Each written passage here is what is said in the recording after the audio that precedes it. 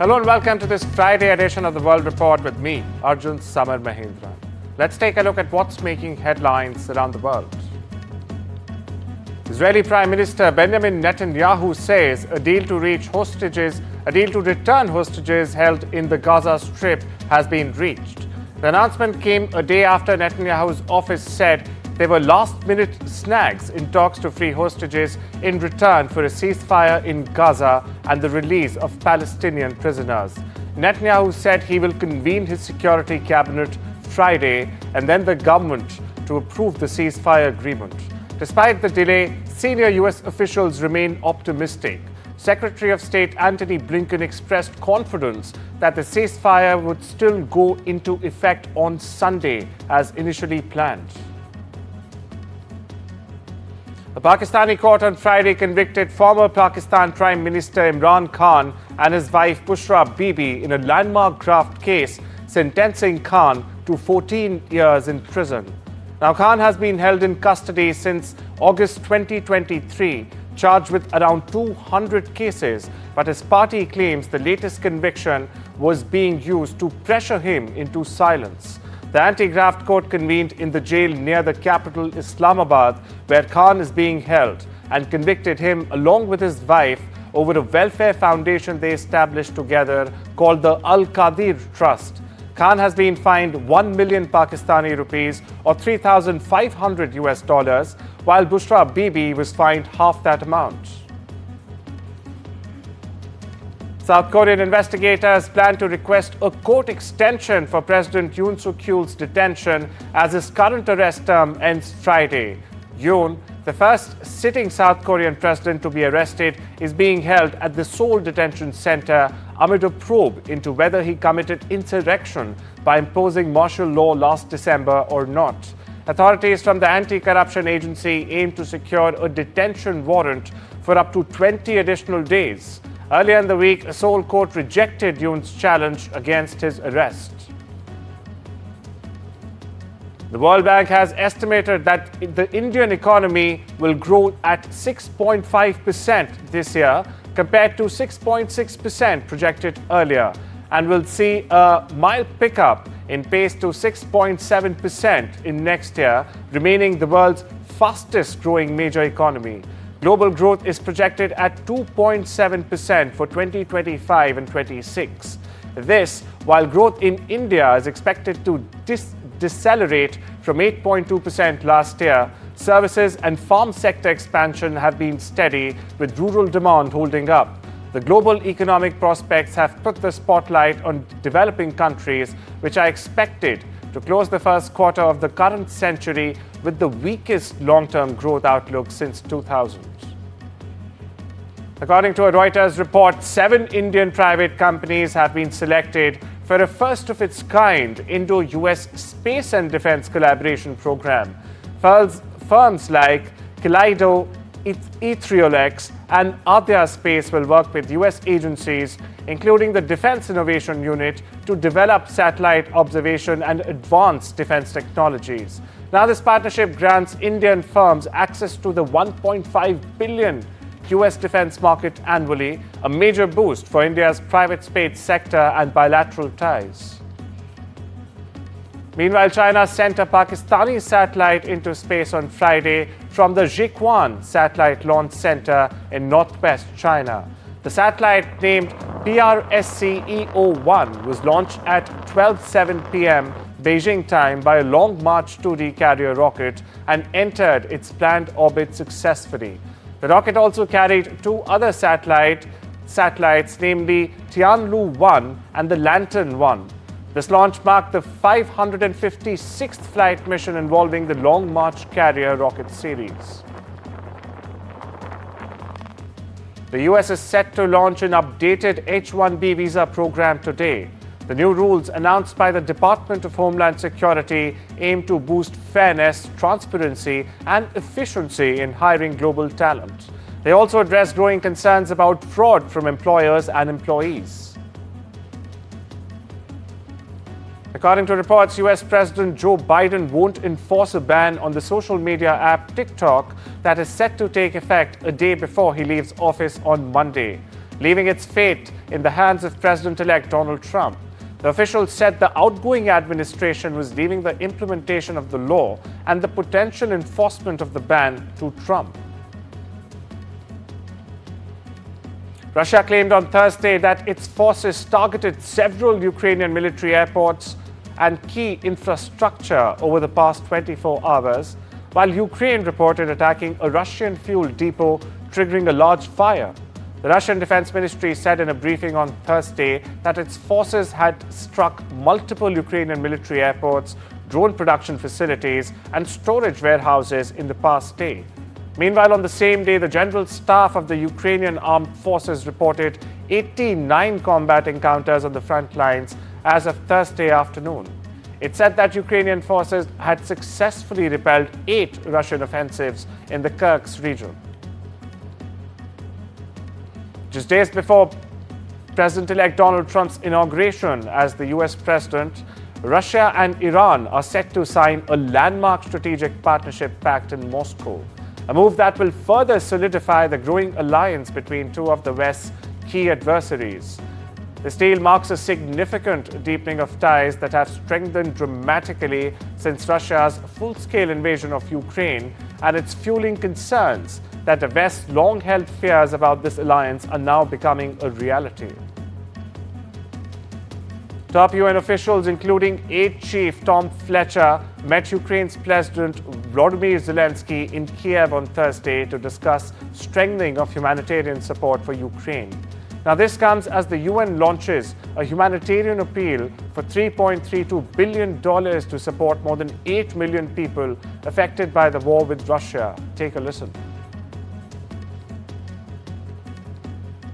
It's a sign of our solidarity as the whole UN family. And I really want to start there. We've been with you throughout this war, and we're here to demonstrate that solidarity. Actually, in the end, our announcement today, our target is 3.3 billion altogether, because we have 2 campaigns. 2.6, so in combination it will be 3.3. In a bold show of solidarity, UK PM Keir Starmer has vowed to put Ukraine in the strongest possible position. Now, this follows his visit to Kiev, where he signed a historic 100-year agreement with the war-torn nation. The Labour leader's trip, however, was underscored by the stark realities of the ongoing war, as loud blasts and air raid sirens interrupted proceedings after a reported Russian drone attack was intercepted by Ukraine's defense systems. Starmer's visit underscores his commitment to bolstering Ukraine's fight for sovereignty and independence, marking a significant step in international support as the war with Russia rages on.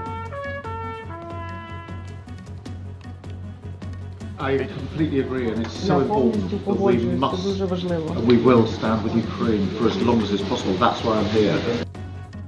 The UK government has announced a rapid national review of the extent of sexual exploitation of children by Pakistani grooming gangs and several new local inquiries into cases of abuse.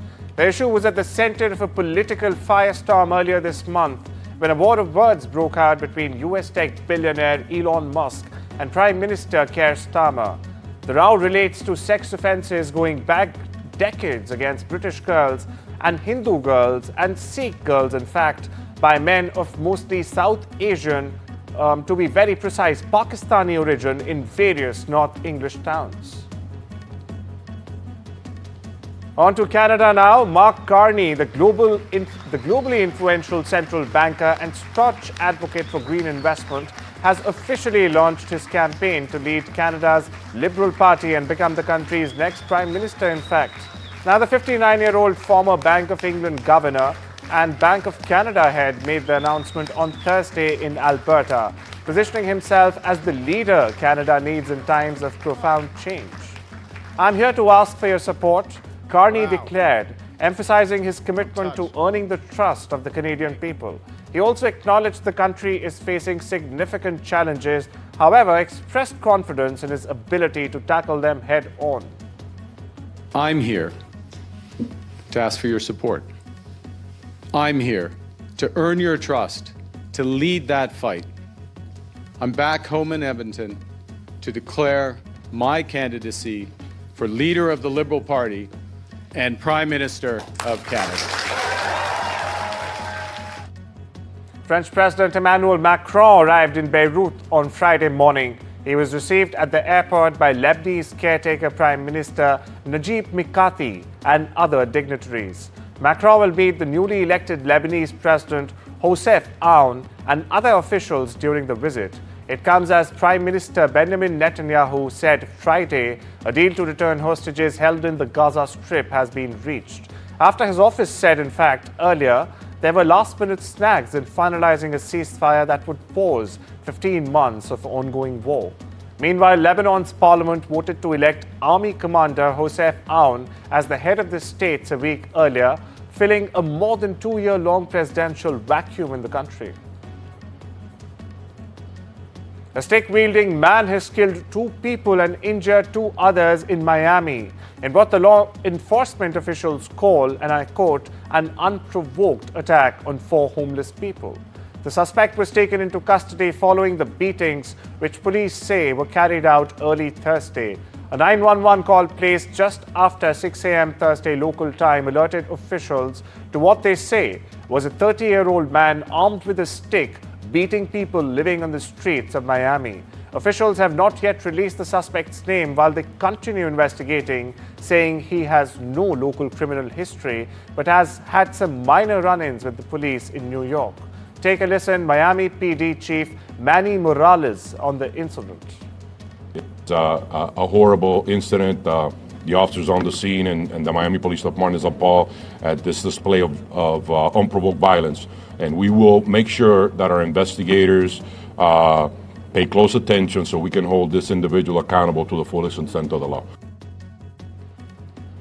On to some disturbing news now. Global carbon dioxide levels surged faster in 2024 than ever before, leaving key climate goals in jeopardy. Concentrations of CO2 are now over 50% higher rather than pre-industrial levels, driven by record fossil fuel emissions and weakened absorption by nature due to droughts and wildfires. Scientists warn this rapid rise is incompatible with limiting global warming to 1.5 degrees Celsius above pre-industrial levels. The Met Office says urgent action is needed as 2024 became the hottest year on record with devastating heat waves in regions like India. It's time we step into a short break. I'll see you on the other side.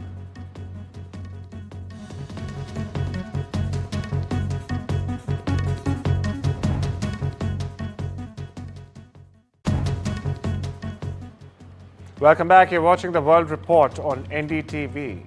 China's economy grew 5% in 2024, meeting government targets and exceeding analyst expectations. Fourth quarter growth hit 5.4%, the fastest, in fact, since mid-2023, driven by stimulus measures and steady exports. However, threats loom as US President-elect Donald Trump prepares to reimpose tariffs, raising fears of a new trade war. Analysts warn weak domestic demand could hurt recovery prospects this year. Despite challenges, China remains the world's second largest economy. 国民经济运行总体平稳，稳中有进，高质量发展取得新进展。特别是及时部署出台一揽子增量政策，推动社会信心有效提振，经济明显回升。经济社会主要发展目标任务顺利完成。 US stocks edged lower on Thursday after a strong rally the day before. The Dow dipped 0.16% and the S&P 500 by 0.21%, and the Nasdaq, in fact, by 0.89%, as investors digested retail sales and jobless claims data. Earnings report showed mixed results. Morgan Stanley posted higher profits, while United Health missed sales estimates. A cooling inflation rate provided optimism about slower Fed rate cuts this year. Despite the day's losses, analysts say the labor market and consumer spending remain solid. Chinese social media app Red Note gained nearly 3 million US users in a single day as quote-unquote TikTok refugees flock to the platform amid a looming TikTok ban. According to analytics firms SimilarWeb, Red Note's US daily active users surged to 3.5 million on Monday, up from just 700,000 the day before. The influx reflects growing concerns among TikTok's 170 million American users about the app's potential shutdown due to national security concerns. Billionaire Frank McCourt, who is leading a consortium to buy TikTok's US operations, has indicated he is open to retaining existing investors, including TikTok's founder, in any deal struck. McCourt confirmed his group's $20 billion bid for the app, excluding its algorithm. The bid does not depend on US investment firms like General Atlantic or Sequoia Capital, which currently hold stakes in ByteDance, TikTok's Chinese parent company. Boeing has restarted testing for its 777X jet on Thursday, the first flight since grounding the fleet in August over engine mount failures. The 777X is a successor to Boeing's commercially successful 777 series and was originally slated for delivery back in 2020. Delays have pushed the first delivery to 2026, with a smaller 777-8 and a freighter version to follow. The test flight marks a critical step for Boeing as it works to meet certification and delivery targets. Microsoft has announced the rollout of its Copilot AI features to individual consumers as part of its Microsoft 365 suite. Customers will now have the option to choose subscription plans with or without Copilot, though plans with AI features will cost $3 more in the US. Copilot will assist users across Word, PowerPoint, Excel, Outlook, OneNote, and Designer, with usage capped by monthly credits. Now, the move follows the launch of Copilot AI for businesses earlier this week. Meanwhile, Meta's upcoming Community Notes feature will reportedly not apply to paid advertisements.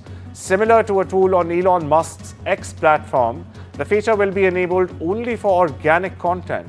Reports suggest that a brand and influencer post may also be excluded when the program launches later this year. While details remain subject to change and speculation, Meta aims to increase transparency on its platforms without impacting ad revenue streams. David Lynch, the legendary filmmaker celebrated for his uniquely dark vision in movies such as The Blue Velvet and The Mulholland Drive and the TV series Twin Peaks, has died just days before his 79th birthday. His family announced the death in a Facebook post on Thursday. The cause of death and location was not immediately available, but Lynch had been public about his emphysema. It ends with Us actor and director Justin Baldoni has sued his co-star Blake Lively and her husband, Deadpool actor Ryan Reynolds, for defamation. Baldoni's suit seeks at least $400 million for damages that include lost future income. The lawsuit filed in federal court in New York on Thursday is the latest step in the legal fallout, in fact, from the dark romantic drama. It comes about 2 weeks after Lively sued Baldoni and several others tied to the romantic drama on Tuesday, alleging harassment and a coordinated campaign to attack her reputation for coming forward about her treatment on set. The lawsuit came the same day that Baldoni sued New York Times for libel, alleging the paper worked with Lively to smear him. Sting, Billie Eilish, Lady Gaga, and the Red Hot Chili Peppers, in fact, are among the performers slated to take the stage at Fire Aid, a benefit concert for Los Angeles area wildfire relief. Announced last week, Fire Aid was originally scheduled to take place at the Intuit Dome in Inglewood, California. It will now take place in two venues, the Intuit Dome and the adjacent Kia Forum, on the 30th of January. Well, that's all we have for you today. Take care and have a wonderful weekend.